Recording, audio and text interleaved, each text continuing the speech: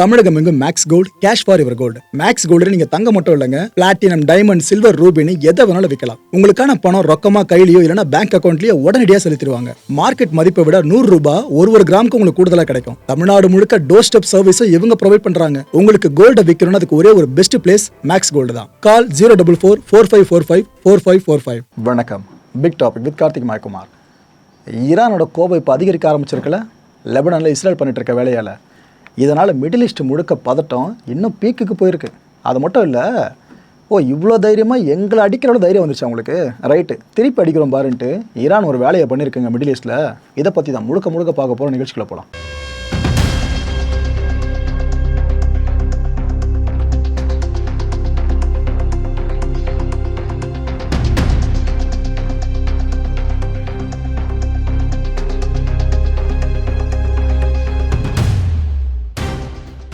Qatar. இந்த middle ஈஸ்ட்டில் எவ்வளோ தரப்புகள் ஈரானால் பாதிக்கப்பட்டு இருக்குல்ல, அதில் முக்கியமாக கத்தாரை சொல்ல முடியும்.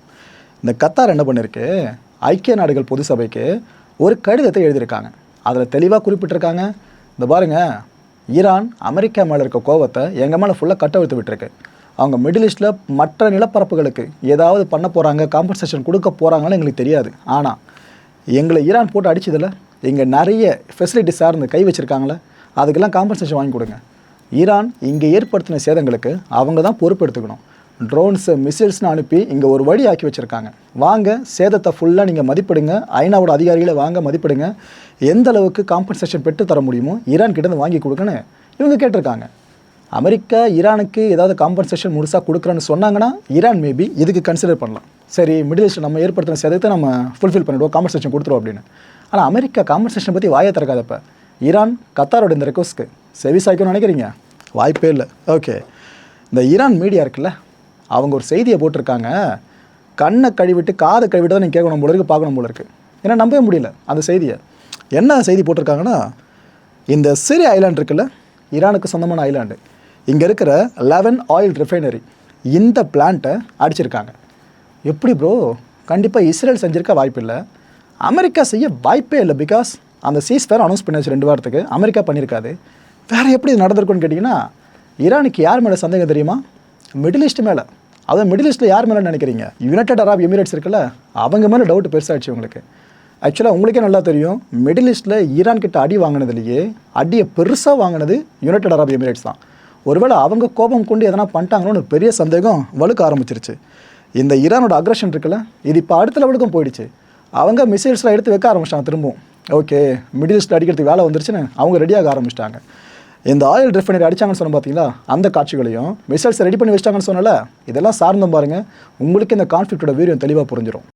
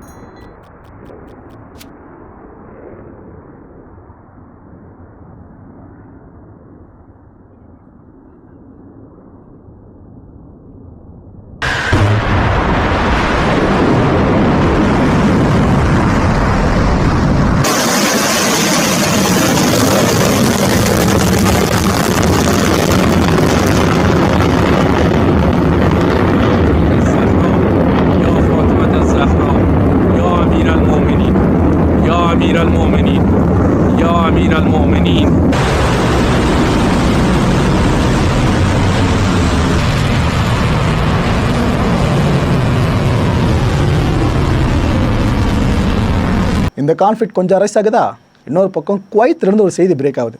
என்ன தெரியுமா சொல்கிறாங்க? ஏங்க, நாங்கள் இந்த முறை ரொம்ப அதிகமாக அட்டாக்கை ஃபேஸ் பண்ணிக்கிட்டு இருக்கோம். இதுக்கு முன்னாடி சீஸ்ஃபயருக்கு முன்னாடி ஈரான் எங்களை அடிச்சது இருக்குல்ல, இப்போ சீஸ்ஃபயருக்கு அப்புறமா அதிகமாக அடிக்கிறாங்களே, நாங்கள் என்ன பண்ண முடியும்னு அவங்க ஒரு பக்கம் நிர்கதியாக கேட்க ஆரம்பிச்சிட்டாங்க. அதுவும் சில மணி நேரங்கள் வரைக்கும் அட்டாக் தொடர் தான். இதுக்கு முன்னாடிலாம் பார்த்தீங்கன்னா சில நிமிஷங்கள் வரைக்கும் அட்டாக் நடக்க முடிஞ்சிடும். அதுக்கப்புறம் பப்ளிக் அந்த அலர்ட் மெசேஜ்லாம் பெருசாக போகாது, எல்லாம் கொஞ்சம் ஆசுவாசமாயிடுவாங்க.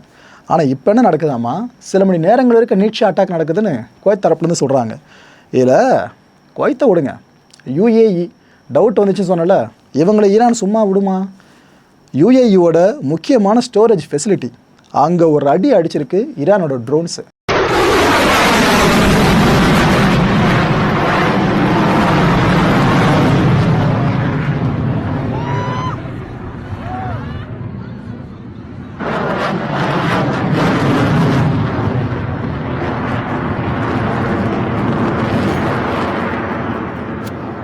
மிடில் ஈஸ்ட் முழுக்க இன்னும் பற்றி எரிஞ்சுக்கிட்டு தான் இருக்குது.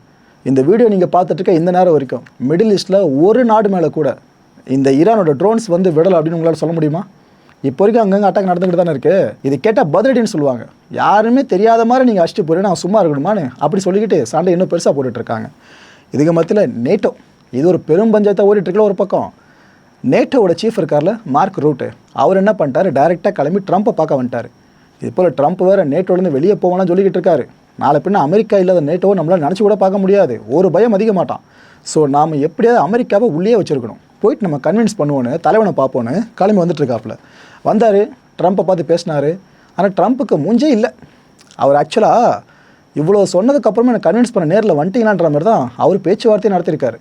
ஒரு பக்கம் ரூட்டு கன்வின்ஸ் பண்ண அவ்வளோ ட்ரை பண்ணியிருக்காரு. ஆனால் ட்ரம்ப் அது இடமே பெருசாக கொடுத்தா மாதிரி தெரியல. இது எப்படி இப்போ இவ்வளோ கன்ஃபார்மாக சொல்ல முடியுதுன்னு கேட்டிங்கன்னா, இந்த 2 பேரோட ஸ்டேட்மெண்ட்டை படித்து பாருங்கள், உங்களுக்கே தெளிவாக புரியும். முதல்ல ரூட் என்ன சொன்னார்னு சொல்லிடுறேன். ரொம்ப வளவளம்லாம் பேசலை, தெளிவாக சொல்லிட்டாப்புல. எங்க ரொம்ப ஓப்பனாக பேசுகிறாருங்க ட்ரம்ப்பு, ரொம்ப ஃப்ராங்காக சொல்லிட்டாரு அப்படின்னு இருக்காரு. என்ன சொல்லியிருக்காரான்னு தெரியுமா? அதை நானாக சொல்கிறத விட ட்ரம்ப்பே போஸ்ட் போட்டாப்புல. அதை ஃபுல்லாக அவனுக்கு படித்து காட்டுறவங்களுக்கு தெளிவாக புரிஞ்சிடும். அதாவது அமெரிக்காவுக்கு எப்போ நேட்டோ தேவையோ அப்போ நேட்டோ வரல. நாங்கள் கூப்பிட்டோம் வாங்க ஈரானுக்கு எதிராக சண்டை போடுவோன்னு, அப்போ வரல. நேட்டோவுக்கு அவ்வளோ கோடி கணக்கில் பணத்தை கொட்டி கொடுத்தது அமெரிக்கா தான்.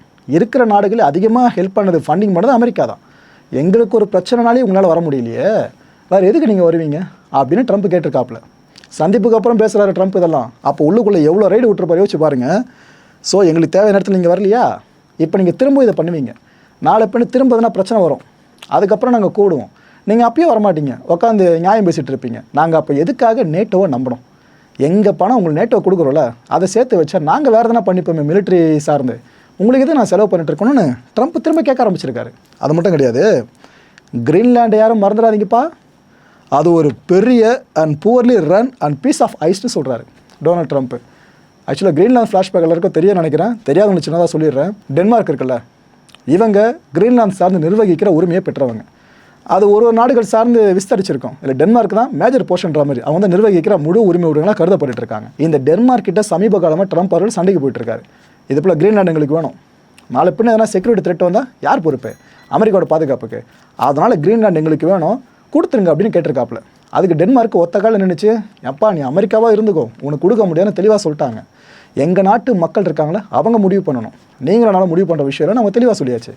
இதுக்கப்புறம் ட்ரம்ப் பண்ணி யோசிச்சாரு, சரி ரைட்டு, உங்கள் நாட்டு மக்கள் முடிவு பண்ண அவ்வளோதானே, உங்கள் நாட்டில் எவ்வளோ பாப்புலேஷன் இருக்கோ ஒவ்வொருத்தருக்கும் லட்சங்களில் பணம் நான் கொடுக்குறேன், கோடியாக கூட எடுத்துங்க பிரச்சனை இல்லை, ஒவ்வொருத்தரும் நான் காசு கொடுத்து செட்டில் பண்ணுறேன், அதுக்கப்புறம் வாட்சி கிரீன்லாண்டு கொடுங்கன்னு அப்படி பிஸ்னஸ் பேச ஆரம்பிச்சிட்டாரு.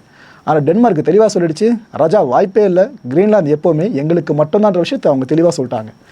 இதில் ட்ரிகரான ட்ரம்ப்பு, என்னால் முடியும் அங்கே படையை இறக்கி கிரீன்லாந்தை கைப்பற்றிக்கிறதுக்கு, எனக்கு தெரியாதா என்ன, எனக்கு புதுசாக என்ன, நான் பார்த்துக்கிறேன் அப்படின்னு அவர் வாய் விட்டார். ஆக்சுவலாக டென்மார்க்கும் நேட்டோவில் மெம்பர் ஸ்டேட்டு, இதை மறந்துடாதீங்க, அமெரிக்காவும் மெம்பர் ஸ்டேட் உள்ள. இப்போ நேட்டோவில் இருக்க ஏதோ ஒரு நாட்டுக்கு பிரச்சனை அப்படின்னா மற்ற எல்லா நாடுகளும் மெம்பர் ஸ்டேட்ஸ் நாடுகளும் சேர்ந்து போய் அதை அடிக்கணும். எதிரியை உள்ளுக்குள்ளே அடிச்சிட்டாங்கன்னா எங்கள் பக்கம் எல்லாம் ஸ்டாண்ட் எடுப்பாங்க. இப்போ ஏற்பட குழப்பம் இருக்குங்க இந்த கிரீன்லாந்து இஷ்யூ சார்ந்து. இதைத்தான் ட்ரம்ப் இங்கே மென்ஷன் பண்ணியிருக்காரு. ஸோ அந்த ஒரு ஐஸ் துண்டு இருக்குல்ல அந்த கிரீன்லாண்டு, அதை மறந்துடாதீங்க அப்படின்னு இப்போ த்ரெட் பண்ணியிருக்காரு. நேட்டோ சீஃப் கிட்டே இந்த த்ரெட்டை முன் வைக்கிறதுலாம் ஒரு தனி கட்ஸ் வேணுங்க. டொனால்ட் ட்ரம்ப்புக்கு அது இருக்குது. இத்தனைக்கும் அந்த கிரீன்லாந்து விஷயத்தில் இந்த நேட்டோ மெம்பர் ஸ்டேட்டில் மெஜாரிட்டி பார்த்தீங்கன்னா ட்ரம்ப்போட முடிவுக்கு எதிராக தான் இருக்காங்க. ஒரு பக்கம் இந்த கொலைகுத்து போயிட்டுருக்கு, இன்னொரு பக்கம் ஈரானில் இவங்க சண்டே கூப்பிட்டு வரலையா நேட்டோ, இப்போ இவர் டேரெக்டாக வந்து அவ்வளோ கன்வின்ஸ் பண்ணியிருக்காப்புல. ஆனால் கன்வின்ஸ் முயற்சி தோல்வி அடைஞ்ச மாதிரி தான் தெரியுது. யார் கண்டா இன்னும் சில தினங்களுக்குள்ள நேட்டோலேருந்து நான் வெளியே வரேன்னு ட்ரம்ப் அறிவிச்சாலும் ஆச்சரியப்படுறதுக்கு இல்லை. நேட்டோ பஞ்சாயத்தை விடுங்க, ஏதாவது மிடில் ஈஸ்ட்டில் கை வச்சா நேட்டோ வரைக்கும் ஃபுல்லாக ரிஃப்ளெக்ட் பண்ணிட்டு இருக்கலாம். ஓகே, ட்ரம்ப் இப்போ என்ன சொல்கிறாரு, எனக்கு இந்த சீஸ்ஃபயர் சார்ந்த கண்டிஷன்ஸ்லாம் போட்டிங்களே, ஈரானை போட்டுச்சு நம்மளும் போட்டோல, இது எல்லாம் ஃபுல்ஃபில் பண்ணணும், அது எல்லாத்தையும் கரெக்டாக 2 தரப்பும் ஃபாலோ பண்ணணும். அது வரைக்கும் அமெரிக்க படைகளை நான் விலக்கிக்க மாட்டேன். ஈரானை சுற்றி நான் முதல்ல நிறுத்தி வச்சுருந்த அமெரிக்க படைகள் இருக்குல்ல, அதெல்லாம் இன்னும் இருக்கும். இதில் குறிப்பாக எங்களோட வார்ஷிப்ஸு, அப்புறம் ஜெட்ஸு, ட்ரூப்ஸு, அடிஷ்னல் அம்யூனிஷன்ஸ்னு எல்லாமே ஈரானை சுற்றி தான் இருக்கும். அதை நான் திரும்ப எடுக்கிறதுக்கு இப்போதைக்கு வாய்ப்பே கிடையாது. எல்லோரும் ஒரு குட் எண்டிங்காக வெயிட் பண்ணிக்கிட்டு இருக்கோம். அதான் டீலை போட்டு சைன் பண்ணி முடிக்கிற வரைக்கும் என்னோடய படைகள் அங்கே தான் இருக்கும். அந்த ஒரு நல்ல முடிவுக்காக காத்துக்கிட்டு இருக்கோம். அதுக்குள்ளே இந்த அக்ரிமெண்ட்டை ஏதாவது நீங்கள் ப்ரீச் பண்ணுறீங்கன்னு எனக்கு தெரிஞ்சதுன்னா பார்த்துக்கிட்டு சும்மா இருக்க மாட்டேன், சும்மா வார்னிங் கொடுத்துட்டு இருக்க மாட்டேன், இறங்கி அடிக்க ஆரம்பிச்சிருவோம். இவ்வளோ நாள் உங்களை சுட்ட எங்களுக்கு இதுக்கப்புறம் சுட தெரியாதா என்ன? திரும்பி துப்பாக்கியை தூக்குவோம், உங்களை சுட ஆரம்பிச்சிருவோம். இந்த முறை சுட்டோனாக்கா அது ரொம்ப பெருசாக இருக்கும், ரொம்ப பலமாக இருக்கும். ஈரானால் தாக்கு பிடிக்க முடியாது பார்த்துங்க அப்படின்னு சீஸ்ஃபயர் சார்ந்து இருக்குது. இந்த நேரத்துலையும் ட்ரம்ப் எந்த அளவுக்கு த்ரெட் பண்ணியிருக்காரு தெரியுதா? ஓகே, தொடர்ந்து என்ன சொல்கிறாரு, ஈரானுக்கு கீழே நிறைய இடங்களில் நியூக்ளியர் மெட்டீரியல்ஸ் இருக்காமா. இது எல்லாத்தையும் ஈரானோட உதவியோடவே நாம் ஃப்யூச்சரில் கிளியர் பண்ண போகிறோன்னு சொல்லியிருக்காரு. இதில் ஈரான் தானே சொல்லணும், எதுக்கு ட்ரம்ப் சொல்லிட்டு இருக்காரு? Okay right. ஈரான் என்ரிச் பண்ணுறதுக்கு எந்த அனுமதி இது வரைக்கும் பெறலைன்னு சொல்லிட்டாருங்க. மக்கள் ரொம்ப ரொம்ப முக்கியமான விஷயம், நேற்று இதை பற்றி நம்ம பேசியிருந்தோம். 60% வரைக்குமாவது இந்த ஈரான் யுரேனியத்தை என்ரிச் பண்ணிக்கலாம், இதுக்கு அமெரிக்கா அனுமதி கொடுக்கலாம்னு சொல்லியிருந்தோம். இங்கே அதுக்கும் புல் ஸ்டாப்பில் இல்லை நீ யுரேனியத்தை என்ரிச்சே பண்ணாத, அதுக்கு நான் உனக்கு அனுமதியே கொடுக்க மாட்டேன்னு ட்ரம்ப் அவர்கள் ஒத்த கால நிற்க ஆரம்பிச்சிட்டாரு. ஸோ சனிக்கிழமை பேச்சுவார்த்தை நடந்துச்சுனாலும் அது எந்த லட்சணத்தில் முடிய போகுதுன்னு இங்கே ஒரு ஹிண்ட்டை கொடுத்துட்டாரா. இன்னொரு விஷயம், இந்த ஈரான் மேலே நிறைய சாங்ஷன்ஸ்லாம் போட்டிருக்கோல, அது எல்லாத்தையும் நம்ம நீக்கிட்டா என்ன, லிஃப்ட் பண்ணிடலாமே, அதை பற்றி கன்சிடர் பண்ணிட்டுருக்கேன்னு சொல்லியிருக்காரு. ஸோ இந்த யுரேனியத்தை என்ரிச்சே பண்ணக்கூடாதுன்னு ஈரான் கிட்டே ட்ரம்ப் சொன்னார்னா அது ஈரான் சுத்தமாக காது கொடுத்து கேட்காது. அதுக்கு பதிலாக நான் உங்களுக்கு இது பண்ணுறேன், நீங்கள் எனக்கு அதை பண்ணிவிடுங்க அப்படின்னு சொன்னாங்கன்னா ஈரான் கேட்க வாய்ப்பு இருக்குல்ல. அந்த பிஸ்னஸோட பேசிக்கான ஒரு ஸ்ட்ராட்டஜி இருக்குல்ல, அதை ட்ரம்ப் அவர்கள் இங்கே ஃபாலோ பண்ண ஆரம்பிச்சிருக்காரு. பார்ப்போம் இதில் என்ன நடக்க போகுதுன்னு சொல்லிட்டு. இன்னொரு ஒரு பெரிய அனௌன்ஸ்மெண்ட்டு, என்னப்பா இவ்வளோ நாள் ஆகுது டேரிஃபை பெருசாக போட மறந்துட்டார் எந்த நாடு மேலேயும். ஒருவேளை ஈரான் வாரில் பிஸியானதுனால மறந்துட்டாரோன்னு நினச்சோம். ட்ரம்ப் ஆச்சு எப்படி மறப்பார், திரும்ப ஆரம்பிச்சிட்டாரு. இதுக்கு பிற்பாடு ஈரானுக்கு எந்த நாடாவது இராணுவ ஆயுதங்களை நீங்கள் விற்கிறீங்க அப்படின்னா, அவங்களுக்கு ஏற்றுமதி பண்ணுறீங்க அப்படின்னா, அந்தந்த நாடுகள் மேலே 50% இம்போர்ட் டேரிஃபை போட போகிறாப்லையா சொல்லிட்டாரு டொனால்ட் ட்ரம்ப்பு. 50% டேரிஃபு, அதாவது ஒரு பொருளோட விலை 100 ரூபான்னு வச்சுக்கோங்க, அதுக்கு 50 ரூபா நீங்கள் டேக்ஸை சேர்த்து 150 ரூபான்னு மொத்தமாக ஃபைனலைஸ் ஒரு அமௌண்ட்டை ஃபிக்ஸ் பண்ணி இறக்கி ஏற்றி அதை ஃபுல்லாக சேல் பண்ணுறது, அது வரைக்கும் போயிட்டு மக்கள் நீங்கள் அதை வாங்கும்போது அந்த பொருள் விலை எவ்வளோ இருக்குது யோசிச்சு பாருங்கள். இப்போ ஏற்பட்ட தலைவலியை திரும்ப கொடுக்க ஆரம்பிச்சிட்டாரு. எந்த நாடு விதிவிலக்கலன்னு சொல்லியிருக்காரு. அதாவது எனக்கு இந்தியா நட்பு நாடு, அந்த நாடு நட்பு நாடு, பாகிஸ்தான் நட்பு நாடு இப்படிலாம் இல்லாமல் ஈரான் இராணுவத்துக்கு நீங்கள் ஆயுதங்களை விற்றீங்கனாலே போதும், உங்கள் நாடு மேலே 50% டேரிஃபு. எவ்வளோ பெரிய கண்ட்ரி வேணாலும் இருந்துங்க, அமெரிக்கா சார்ந்த எந்த பொருள் இறக்குமதி பண்ணாலும் அந்த டேரிஃபை ஃபேஸ் பண்ணணும்னு திரும்ப த்ரெட் பண்ணிட்டாரு. இதில் இன்னொரு கூத்து என்ன தெரியுமா, இந்த ஒரு விஷயம் சில வருஷங்கள் கழித்து அமலாக போகலன்னு நினைக்காதீங்க, இமிடியேட் எஃபெக்ட் உடனடியாக அமலாகுதுன்னு சொல்லிட்டாப்புல வால் ஸ்ட்ரீட் ஜேர்னல்ஸ்.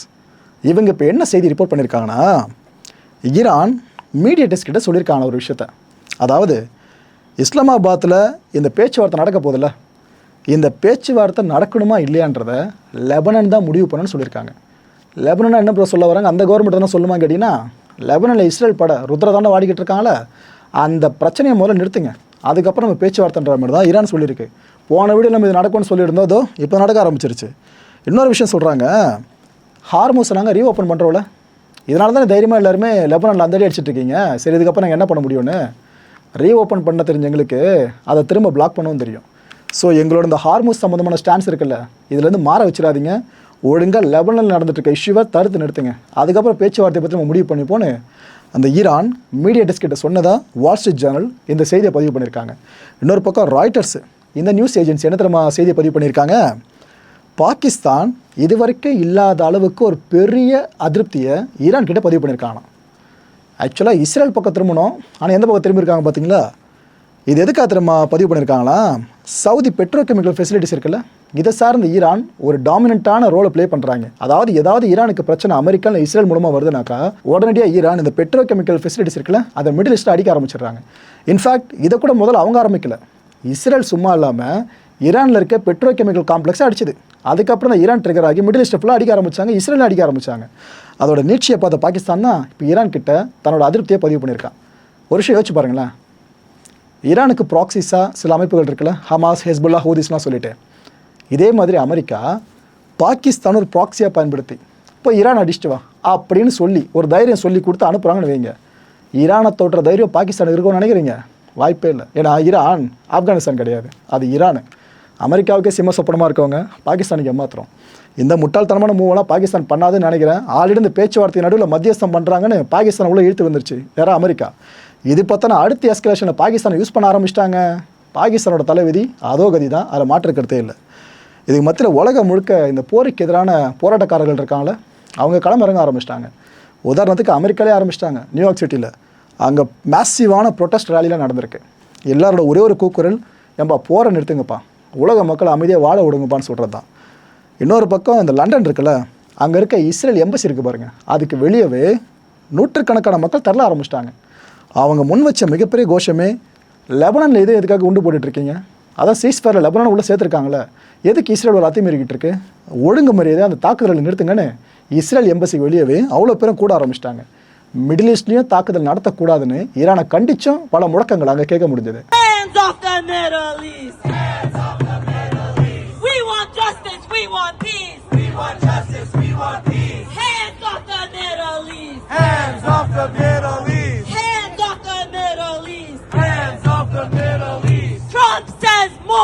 மக்களை இந்த கான்டென்ட்டை பொறுத்தவரைக்கும் நாமெல்லாம் சிந்திக்க வேண்டியது ஒரே ஒரு விஷயம் தான்.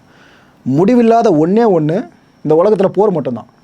ஆனால் அந்த போர் மூலமாக தான் பூமியோட முடிவுன்னு தலைவிதி இருந்துச்சுன்னா அதை யார் மாற்ற முடியும்? அடுத்த நிகழ்ச்சி சந்திக்கலாம். நன்றி, வணக்கம். தமிழகம் எங்கும் max gold, cash for your gold. Max gold நீங்க தங்க மட்டும் இல்லைங்க, பிளாட்டினம், டைமண்ட், சில்வர், ரூபினி எதை வேணாலும் விற்கலாம். உங்களுக்கான பணம் ரொக்கமா கையிலயோ இல்லைன்னா பேங்க் அக்கௌண்ட்லயோ உடனடியாக செலுத்திடுவாங்க. மார்க்கெட் மதிப்பை விட 100 ரூபாய் ஒரு கிராமுக்கு உங்களுக்கு கூடுதலா கிடைக்கும். தமிழ்நாடு முழுக்க டோர் ஸ்டெப் சர்வீஸும் இவங்க ப்ரொவைட் பண்றாங்க. உங்களுக்கு கோல்ட விற்கணும்னா அதுக்கு ஒரே ஒரு பெஸ்ட் பிளேஸ் மேக்ஸ் கோல்டு தான். கால் 04445454545. என் நண்பர் மாயம் ஸ்டுடியோஸ் நேயர்களே, மாயம் பக்தின்னு ஆன்மீகத்துக்காக பிரத்யேகமா ஒரு சேனலை கொண்டு வந்திருக்கோம். மறக்காம சப்ஸ்கிரைப் பண்ணி அந்த சேனலுக்கு உங்களோட ஆதரவை மனப்பூர்வமாக தெரிவிங்க.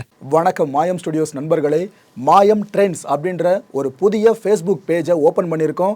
நீங்கள் யூடியூப்பில் பார்த்துட்டு இருக்கீங்களா நம்மளோட கான்டென்ட்ஸ்லாம், இதெல்லாம் விட ஒரு படி மேலே ரொம்ப கிறிஸ்பாகவும் ரொம்ப சூப்பராகவும் நிறைய கான்டென்ட்ஸ் உங்களுக்கு இந்த பேஜில் காத்துட்டு இருக்குங்க. ஸோ உடனடியாக ஃபேஸ்புக் பிளாட்ஃபார்ம் போங்க, மாயம் ட்ரெண்ட்ஸ்னு டைப் பண்ணி சர்ச் பண்ணி நம்ம பேஜை ஃபாலோ பண்ணுங்கள். அப்படியே நம்ம சேனலையும் நீங்கள் சப்ஸ்கிரைப் பண்ணிட்டீங்க அப்படின்னா இன்னும் நிறைய புது புது கான்டென்ட்ஸை உங்களுக்காக ப்ரொடியூஸ் பண்ணி கொடுத்துக்கிட்டே இருப்பாங்க. நீங்கள் பண்ணுற ஒவ்வொரு சப்ஸ்கிரிப்ஷனும் எங்களுக்கு பெரிய மோட்டிவேஷனாக அமையும்.